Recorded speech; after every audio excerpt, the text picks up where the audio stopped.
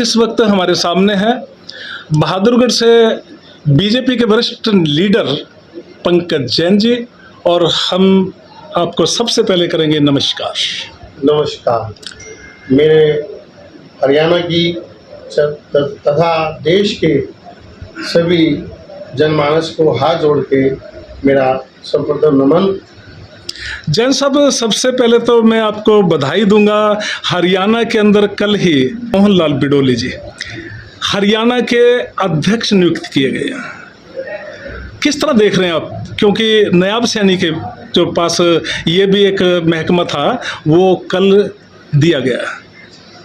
देखिए, सर्वप्रथम तो मैं हरियाणा के वासियों को बधाई देता हूं कि उन्हें एक बहुत ही सुलझे हुए,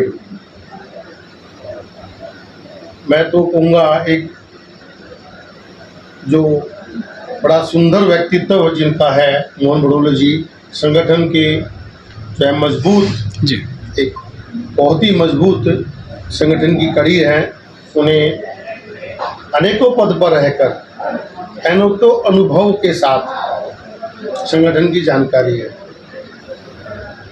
आज प्रदेश जो अध्यक्ष उनको नियुक्त किया गया है, ये माननीय जेपी नड्डा जी, हमारे देश के यशस्वी प्रधानमंत्री, हमारे हरियाणा के मुख्यमंत्री श्री नायब सैनी जी और सर्वोच्च संगठन का उचित फैसला है। यह हरियाणा के बढ़ते हुए विकास का, बढ़ते हुए जनाधार का एक जो है मैं कहूँगा बहुत अच्छा जो संगठन की तरफ से ये मोहन बिडोली जी को जो है जो अध्यक्ष के रूप में हमारी झोली में ये पद मिला है, मैं उसे सराहनीय कदम बताऊंगा। और हमारे हरियाणा की उन्नति में एक नायाब चेहरा जिसको कहते हैं जी, उभर के आना, ये भारतीय जनता पार्टी की खूबी को दर्शाता है। जैन साहब, अभी नज़दीक में ही विधानसभा के चुनाव हैं, लेकिन पीछे जब चुनाव थे आपकी पार्टी भाजपा ने एक अच्छा प्रदर्शन नहीं करा, क्योंकि 5 सीटें आपने गंवाई हैं। क्या आप विधानसभा के चुनाव के अंदर कुछ नायब सैनी और जैसे कि बिडोली साहब हैं, इनके नेतृत्व के अंदर अच्छा कुछ विशेष करने जा रहे हैं? देखिए, लोकसभा की बात करें, कुछ कमियां रही है जी, कुछ संगठन की कमियां रही हैं। हमारे कुछ कार्यकर्ता जो नाराज थे, पूर्व में रहे, कुछ संगठन की जो कमियां हैं वो सामने लोकसभा चुनाव में आई हैं। मैं लोगों की नाराजगी नहीं कह सकता। जी, लोगों की अगर नाराजगी होती तो आपने देखा होगा देश के अंदर तीसरी बार सरकार बनाना, यह भारतीय जनता पार्टी की एक उपलब्धि है। जी, 70 सालों में दूसरी बार देश के अंदर तीसरी बार सरकार बनी है, यह स्वयं में एक उपलब्धि है। और लोकसभा और विधानसभा चुनाव दोनों ही अलग होते हैं। जी, यहाँ मैं कहूँगा कहीं ना कहीं त्रिकोणीय मुकाबला भी रहेगा। और पूर्व में रहे हमारे मुख्यमंत्री श्री मनोहर लाल जी और वर्तमान में श्री नायब सैनी जी, इन्होंने प्रदेश के लिए अनेकों काम किए। जन कल्याणकारी नीतियां जिनको धरातल पर उतारने का काम सरकार ने किया है। कुछ कमियां थी जो हमारे अधिकारी थे, मैं डायरेक्ट उनको कुछ दोष तो नहीं दूंगा, पर इतना जरूर कहूंगा कि पूर्व में हमारे अधिकारियों की भी बहुत कमियां रही हैं। जिन्होंने सरकार को सीरियस नहीं लिया। जी लोकसभा चुनाव में देख लीजिए, अधिकारियों की बहुत सी कमियां सामने आई हैं। विपक्ष की गोद में बैठ के अधिकारियों ने काम किए हैं, आम जनता से बचने का कार्य किया है। बहुत से जो कल्याणकारी नीतियां थी, प्रॉपर्टी आईडी, फैमिली आईडी, अब देखिए प्रॉपर्टी आईडी पर हम आते हैं। कभी हमारी प्रॉपर्टियां जो हम लेके गिर देते थे उसकी रखवाली हमें करनी पड़ती थी। सरकार ने प्रॉपर्टी आईडी लाई, उसका मुख्य उद्देश्य क्या था? उसका यही था ना कि हमारी जो प्रॉपर्टियां हैं उनकी रखवाली अब सरकार करेगी। कितनी अच्छी सोच थी। जी जी नहीं तो अतिक्रमण करने वाले बाहुबल जो लोग थे वो प्रॉपर्टियां दबा लेना, हथिया लेना, इस तरह कार्य करते थे। लेकिन अधिकारियों की कमी के कारण उसमें भी कमी आई।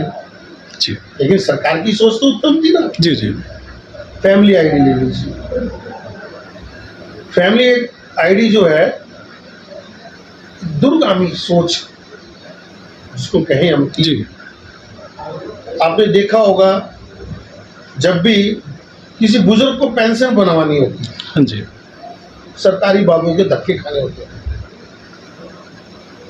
मुँहदादा विधायक जो होते थे, पार्षद होते थे, उनके चक्कर लगाने पड़ते थे। जी मैं तो कहूंगा कि कहीं ना कहीं रिश्वत का भी बोलबाला रहता था। जी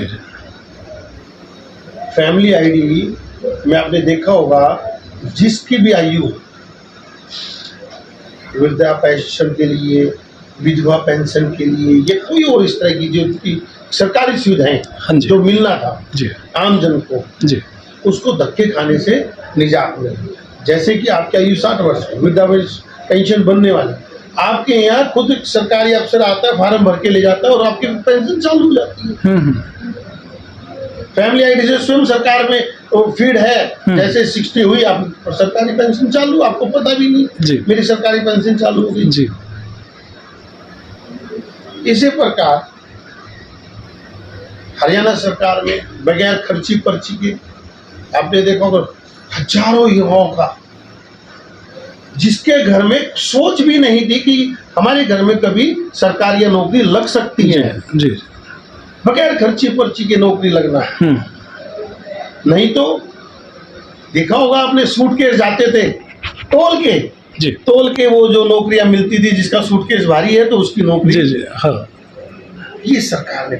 जैन साहब, आपसे ना एक क्वेश्चन और है और अकेला सच के दर्शक जरूर जानना चाहेंगे। बीजेपी विधानसभा के चुनाव के अंदर अगर पंकज जैन जी को टिकट देती है, जैसे हमारे बहादुरगढ़ के अंदर अनेक समस्याएं जैसे शिक्षा, स्वास्थ्य, तरह तरह की और भी समस्याएं खड़ी हैं, जैन साहब उस चीज़ के अंदर क्या सुधार करना चाहेंगे उस वक्त जीतने के बाद, क्योंकि टिकट आपको मिलती है? देखिए, मेरा तो एक ही सपना है जी,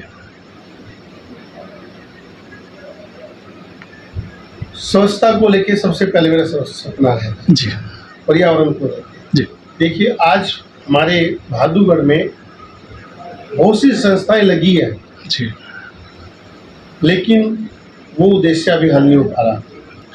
प्रति व्यक्ति 400 के करीब पेड़ चाहिए होते हैं और अच्छा 28 व्यक्तियों पे एक पेड़ है। जी, पोल्यूशन की समस्या है। और भारत के पटल पर बहादुरगढ़ नंबर 1 पे है पोल्यूशन में। आज अगर हम बात करें बहादुरगढ़ के विकास की, आज एक समय ऐसा था, एक दौर ऐसा था, जो आज गुड़गांव को आप देखते हैं हमारे, वो कभी हरियाणा का, हरियाणा में बहादुरगढ़ का। क्यों? उस टाइम हमारे यहाँ राजनीति, जो गंदी राजनीति जी थी, उस टाइम बड़े, आपने देखा होगा कि शहर के अंदर तरह तरह के प्रोपेगेंडा चले, कभी बेबी किलर, कभी कुछ, जिसके आधार पे हमारे बहादुरगढ़ की तरक्की को रोका गया, हाँ जी, विकास को रोका गया। हाँ जी, आज हमारा भादुगढ़ इंडस्ट्री स्टेट बनता है। आसपास देखिए खरगोदा हो गया, शू पार्क हो गया, यहाँ पे मूलभूत सुविधाओं का बड़ा हाँ जी। अभाव है। सेक्टर को ले लीजिए, हरियाणा का सबसे पहला सेक्टर 6 हमारा जी, हरियाणा में पहला था। सबसे पहला। जी जी। यहाँ पर आज जनसंख्या का दबाव जो है सेक्टर में बहुत ज़्यादा है। जी सीवरेज व्यवस्था हमारी डैमेज है। हमारे शहर में, मैं तो सेक्टर की छोड़ो पूरे शहर की, जी जी। मैं देखता हूँ थोड़ा सा पानी आता है तो सीवरेज व्यवस्था ठप हो जाती है। हाँ जी। पेयजल की समस्या, जब देखो गंदा पानी आ रहा है। मूलभूत सुविधाएं, अगर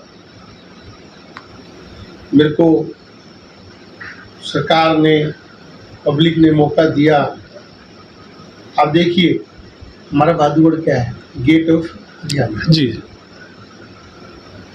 आप जब दिल्ली से एंट्री करते हैं ना, तो सबसे पहले भादुगढ़। बुरा हाल नजर आता है वैसे भी। मेरा मन ऐसा है, मैं स्वयं से भी, जी मेरा मन ऐसा है कि मैं स्वयं से जो मैं उससे बन सके, अगर मौका नहीं मिलता तब भी जो मेरे से बन सके मैं वो कर सकूं, कि जब मेरे शहर में, मेरे भादुगढ़ में कोई दिल्ली की तरफ से व्यक्ति घुसे और हरियाणा के अंदर जाए तो उसके स्मृति पटल पे मेरा भादुगढ़ छाए। बहुत बहुत जब वो शुक्रिया। हरियाणा को छोड़ के हाँ जी, हाँ जी। दिल्ली की तरफ जाए हाँ जी। तो पूरे हरियाणा की थकान भादुगढ़ एंट्री करते ही उसकी मिट जाए और वो सपनों में खो जाए। वाह। कि मैं हरियाणा में आया था और हरियाणा से वापस दिल्ली जा रहा हूँ। बहुत बहुत शुक्रिया जी आप जैन साहब, आपने इतनी जानकारी दी। और निकट भविष्य के अंदर अगर आपको एक जिम्मेवारी मिलती है और आप कह रहे हैं कि भाई मैं इसको बखूबी निभाने का पूरा प्रयत्न करूंगा। बहुत बहुत शुक्रिया जी आपका। जय हिंद, जय भारत, जय हिंद।